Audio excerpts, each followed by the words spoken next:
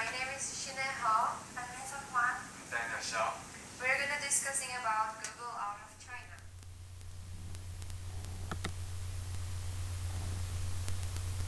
This is our agenda. First, I will go over introduction part with an overview of the case. Then Daniel will talk about the censorship cyber attacks represented specifically. And Juliana Gomez will go over the decision part. Finally, Hassan will explain about the effect of Google's move and standpoint based on the principles. Google began serving the Chinese market from servers located in the United States. But Chinese censors frequently interrupted the service. So Google had an internal debate and decided to launch Google China in 2006, although they had concerns about censorship in dangerous situations.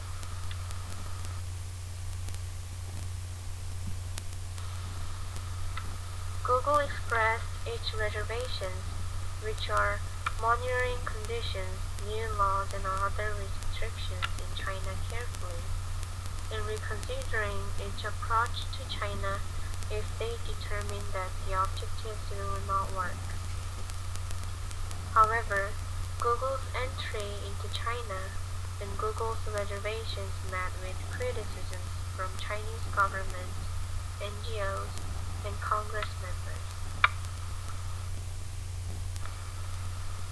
Google expressed that they could be a more effective service and make more of a difference for the Chinese with their motto, which was "Don't be evil," in order to persuade its opponents. Although Google tried to persuade them, Google detected a complicated and targeted cyber attack on their corporate infrastructure that was originating from China. Moreover, the cyber attack resulted in the theft of intellectual property from the company. Later, Google announced that they changed its approach in China on January 12. Google decided that they don't want to continue censoring its results anymore and will shut down Google China and its offices in China instead. As comments from Bill Gates, who is the chairman of Microsoft, in doing business with China, a company will be needed to obey and comply with the laws and conventions in the countries where the company is in, just like Yahoo did in China. Next, Daniel will explain about the censorship and cyber attack.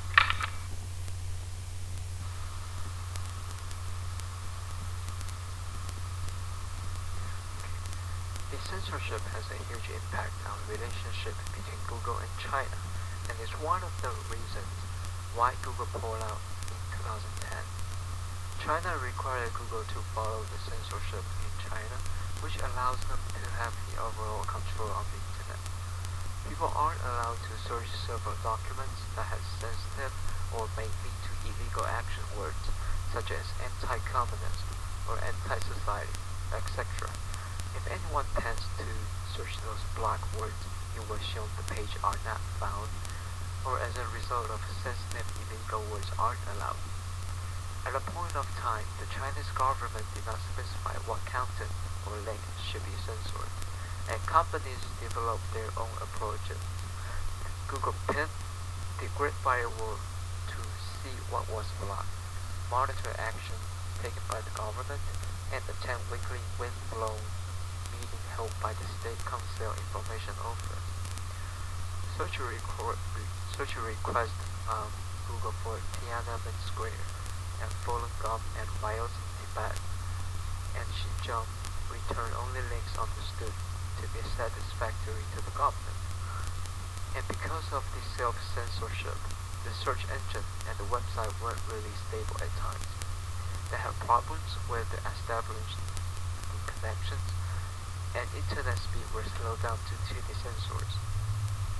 And second, people in China aren't able to use the foreign websites such as Facebook, YouTube, and Twitter. All the foreign website access is blocked by the firewall in China. Because of this censorship, people in China are only able to access the website that is embedded by Chinese and self-censored.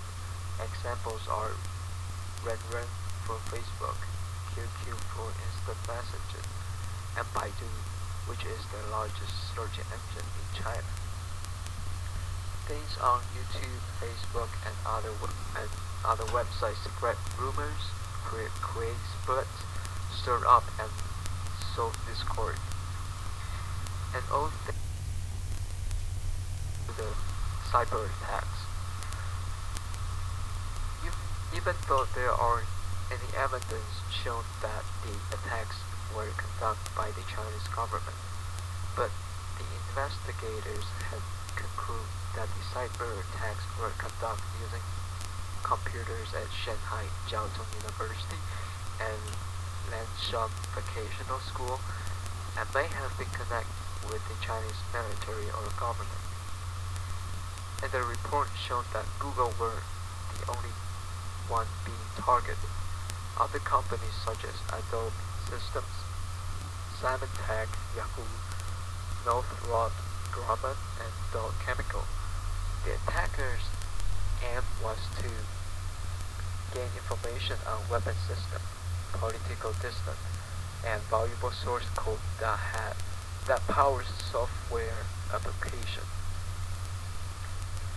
On January 12, 2010, Google announced that the attackers were mainly focused on the Chinese human rights activist Gmail account, and as a result, Google stated that they were no longer self-censored and eventually forced to pull out of China, which Juliana will give more detail about Google's decision. Hello everyone, my name is Juliana. I have attached a picture of myself for you all to see since I'm currently living in Fairbanks.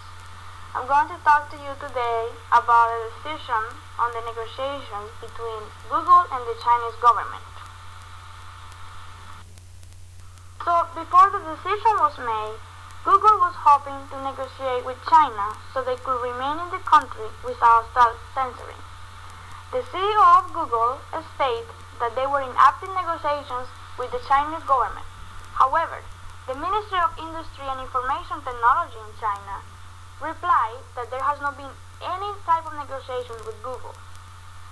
During the supposed negotiations between China and Google, the Chinese government specifically warned Google not to violate the laws in China and make Google aware that they will face consequences if they insist on taking action. On March 22nd, Google stopped censoring their services such as Google Search, Google News, and Google Image.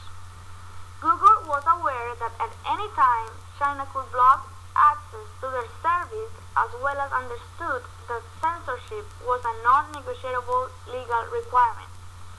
Hong Kong specifically had its own internet and communication structure.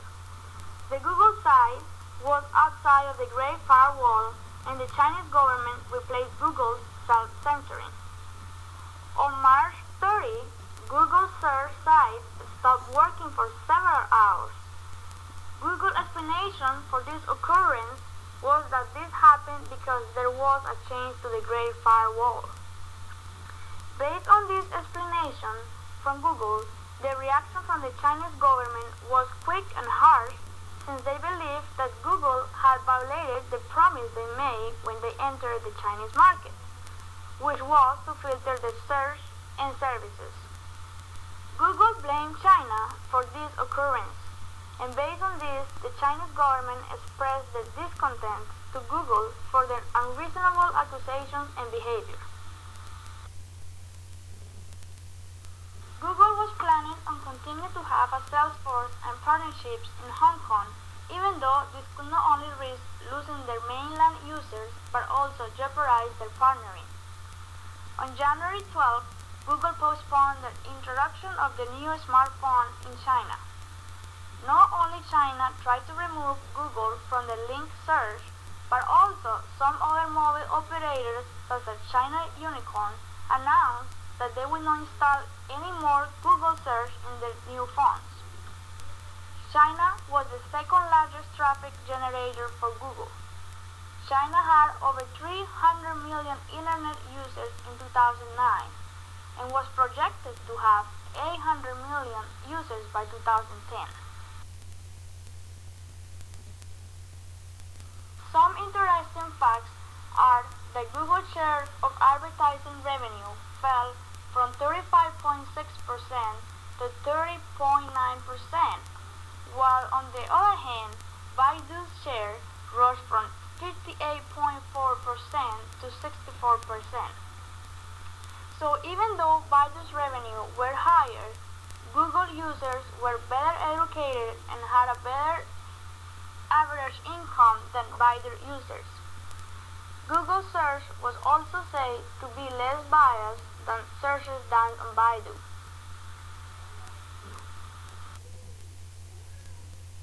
It was estimated that Google's revenue in China were between $250 and $500 million, representing 1 to 2% of its $23.6 billion revenue. So, based on all of this information, Google announced to possibly exit China. Commentators state that Google employees in China might move to Microsoft and other tech companies. In April 2010, Google started receiving requests from other governments, such as Brazil and United States, about their web users along with requests to remove content. The Google's decision to move its service to Hong Kong affect China, Google, and other businesses. Once Google ends operation in China, losing Google as a competitor in the Chinese marketplace is not good for China's own internet companies. If Google is gone, China's internet search engine market will be left with the only one major player, Baidu. An oligopoly market will not be good to healthy market competition. There is the effect on Google as well. Like any corporation, Google requires new markets to expand its business, and you cannot get much bigger than China. It is not only the largest group of internet users, but also the fastest growing. Therefore, pulling out of China is a painful choice since the Chinese market is just too large to ignore. The decision risks not only losing big marketplace but also jeopardizing its partnering. Tom.com, an internet portal located in Hong Kong, quickly switched its default search link from google.cn to baidu.com, explaining, as a Chinese company, we adhere to rules and regulation in China where we operate our business. Tianya.cn announced that it was discontinuing cooperation with Google on some project, and Sina Corporation said that it was considering whether to switch to another search provider. Google's decision also affects the other businesses. GoDaddy, the world's largest internet domain name seller, says it is pulling out of China. And a report from India says Dell Corporation is considering moving more of its Asian operation from China to India.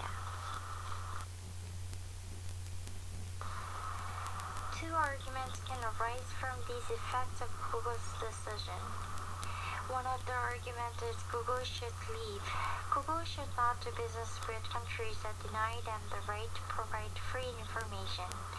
One of Google's objectives is to make their information accessible to everyone, everywhere, all the time. In China, their ability to do this is nullified by self-censorship requirements. It seems hard to understand why a company would want to enter a country whose laws obviously prohibit them from accomplishing what they are trying to achieve. Google.cn has not been that successful. Unlike in America, Google is not the #1 search engine in China. The top search engine in China is called Baidu. Therefore, Google's pulling out of China will not have significant effect on the majority of internet users in China because they will use Baidu anyway. Another argument is Google should stay. It will become difficult for Chinese citizens to find unbiased search results. Without accurate information on what is going on inside and outside the country, it is difficult for the people to get together and demand government reform. As long as the government is controlling what information the Chinese people have access to, they will never have true political freedom. However, Google will display a message to users when results are being blocked by the government. Therefore, even though Google is forced to self-censor by the government, by notifying users that their search results are being censored, they are at least trying to make the Chinese people aware that their freedom of speech is being violated. Leaving the country will not prevent future attacks. The cyber attack was not against Google.cn. The main target was Gmail. So whether or not Google leaves China has no bearing on whether or not they will get hacked again. The possible arguments to leave into whether or not Google should leave China have been established. Now I will be talking about the standpoints based on the principles involved in this case. Deontological ethics is concerned with rules and duties.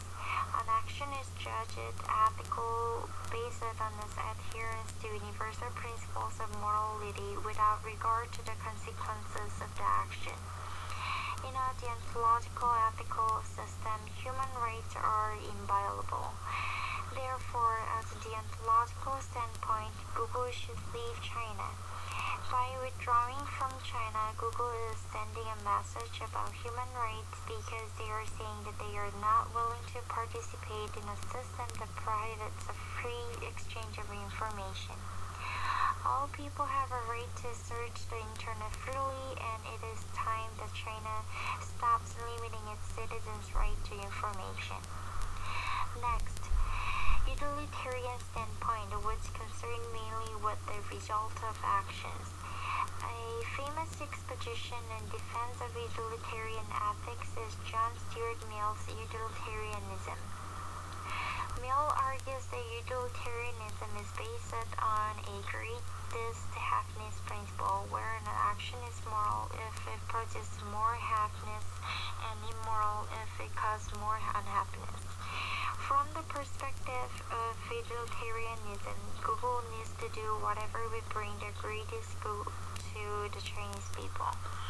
The principle of justice can be involved as well. According to the philosopher John Lord, theory of justice is that all citizens should have the means to be informed about political issues. They should be in a position to assess how proposals affect their well-being and which voices advance their conception of the public good.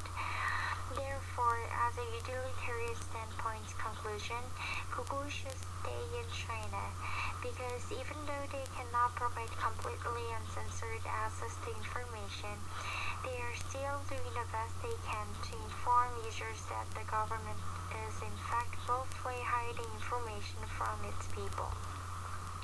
Once the people of China become more aware of the extent to which the information they have access to is carefully controlled by the government, they can begin the process of taking back this right from the government and regaining the freedom which has been denied to them. Thank you for watching. It was the Discuss question below.